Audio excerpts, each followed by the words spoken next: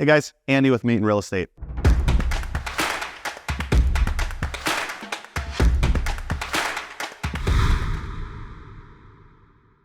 wanted to reach out to you and talk to you a little bit about some investment opportunities, specifically here in the Pacific Northwest, and then just generally as a way to look at investments and what's going to be the best thing for you and for your portfolio there. In the Pacific Northwest, a lot of the investments are more towards the growth of the equity on the home as opposed to cash flow. You see in a lot of markets throughout the country, home prices are still fairly low, and in respect to what we can anticipate for rent in those areas, it ends up penciling out much better. You get a mortgage on a $150,000 house in the Midwest. It costs you, let's say, $1,500 a month. You're able to get somebody in there and rent it for $1,500 a month.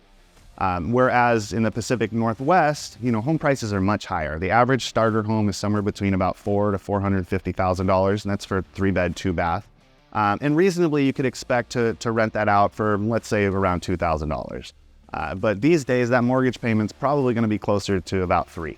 And so you'll see that at the end of the day, you're at a loss every month of what you're able to bring in. But the value is that you have an asset that is compounding every year as the market grows. So you're growing $450,000 at, let's say, 3 to 5%, as opposed to $150,000 at that same amount, and maybe those annual increases in rent. And so when folks are looking at investment properties in the Pacific Northwest, that's usually where we're going to point them. As the rates get back down into the low 3s and maybe even to the 2s, the numbers can get really close, and you might be able to get something that cash flows.